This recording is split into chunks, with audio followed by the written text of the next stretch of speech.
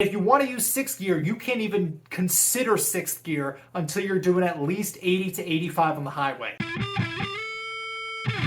Taking a sidestep from that, the practicality on this car is atrocious, which you probably know going into it. The fact that it's only a manual transmission, that the Gen 3 specifically is only a convertible, that there's no traction control or stability control, and that it is an 8.3 liter V10, which is absurdly huge. And part of that, going back to the small interior, is that the trunk is pretty much unusable. And it's not just that the trunk of the car is small, it's also a weird shape. The bottom of it is not flat. It's got a bunch of these like different bumps, curves, and contours, and I don't know if they were just like trying to maximize the cargo volume, so they tried to lower it every single area that they could lower it in, but it's just a bizarre shape, so like you can't really put anything flat in the trunk without planning on it shifting around, but also you can't put anything bigger than like maybe 2 backpacks in there or like a small duffel bag. And again, if you're looking at this car, it's not because of the practicality, but even so, don't plan on really going for long weekend trips, especially if you have a passenger, unless you're planning on putting the bags in the passenger footwell for the drive there. The next practicality issue is the fuel economy, and like I said, 8.3 liter V10, not only is it a lot of cylinders, but it is a massive displacement. My Mustang GT was high displacement for a V8, that was 5 liters. The C6 Z06 Corvette is extremely high displacement for a V8, that is 7 liters. So the Viper being an 8.3 liter V10, it's absurd, it's massive. And as part of that,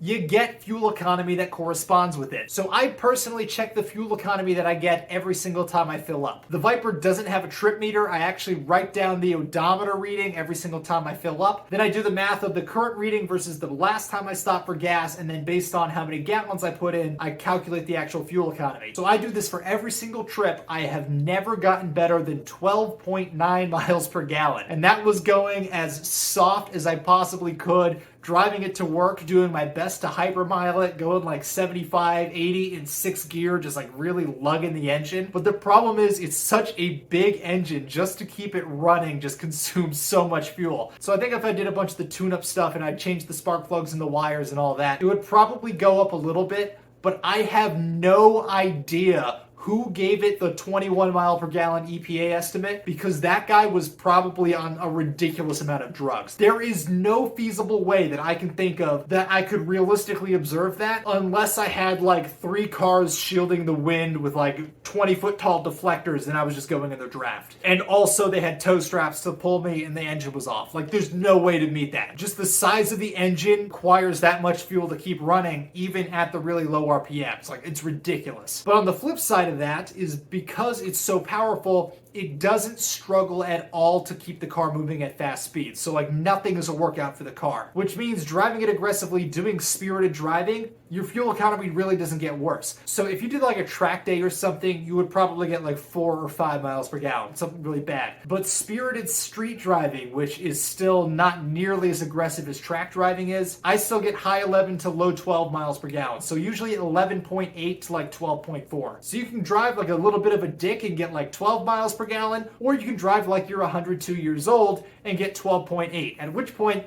I'd rather have the fun, which is why I bought the car, right? I also personally only run it on 93 octane. That's what you're supposed to be running it on. I obviously didn't get this car for fuel economy. I knew that the fuel cost was going to be high going into this, and I budgeted accordingly. So if that's a concern for you, get the C6 Z06 Corvette. It's literally twice the fuel economy on the highway. It's like ridiculous. Beyond that, from a practicality perspective, visibility is not great, but it's also not terrible. As I've said in other videos, visibility is a lot more of a concern for me now because I physically can't turn my head and neck as well as I used to be able to. So rear visibility in the Viper is not great, but the blind spots are actually not that bad, and front visibility I think personally is actually pretty good, even relative to other modern sports cars. So like I think it's way better than the Camaro. Plus you're looking down this super long hood with like the 3 bulges in it. Super cool to look down that hood. It's actually one of my favorite parts of driving that car. I love looking down that hood. Such a classic feel and such a cool thing to see. Backing up is a little bit of an issue because this is before the age of dash cams. sometimes and you're so low in the car, the trunk sill is like at the back of your head. So you have to kind of look up and back at the same time to try to look over it. But that's relatively minor, and a lot of other sports cars are a lot worse. I think the 370Z was a lot worse. I think the Camaros are a lot worse. As far as sports cars are concerned, the visibility on the Viper, in my opinion, is very reasonable. The one sort of exception to that is I am 6'2", so I'm on the taller end. For me, the roof bar is a little bit in my line of sight, and the seat height is not adjustable. So I've looked into like seat brackets that lower the seat by like an inch or so. That would make me the perfect height in that car. So if you're a taller person like I am, especially with the roof up, it just blocks your visibility a little bit with where that roof bar is. With the top back, I can just look over the top to see lights and stuff, not really a huge deal. But with the top up especially, I gotta kind of like do one of these to see any lights or anything. But again, that's common for a lot of sports cars, so I can't chalk that up to being like a Viper specific problem. Now, other issues. I obviously said that the fuel consumption is high and that your fuel cost is going to reflect that. But back to the theory of excess is that this car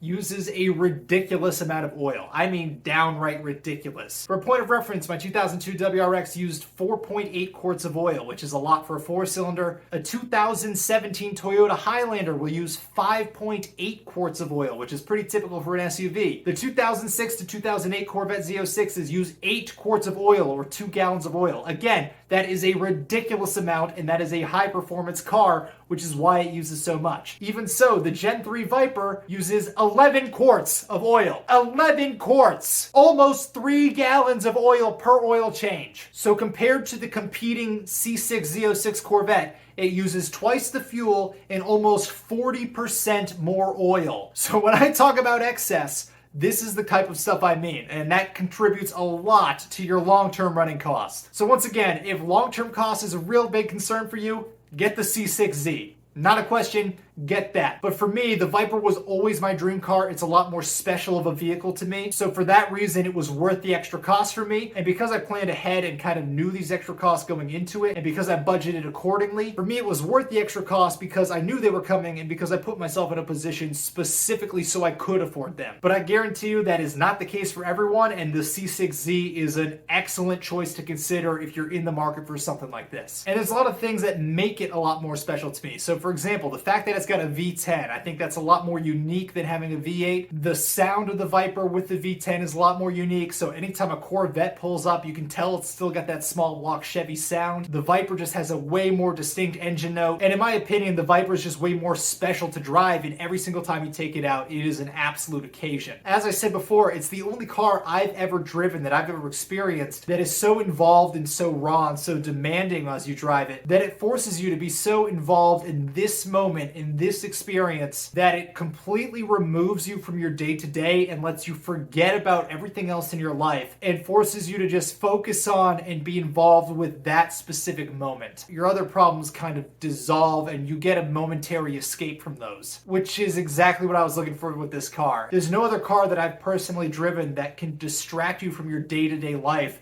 the level that a Dodge Viper can. But the flip side of that coin, being more unique, being more exotic, and being, quite frankly, more loud than a lot of other cars, is that it attracts a lot of attention. And I mean a lot of attention, and it's not always the right kind of attention.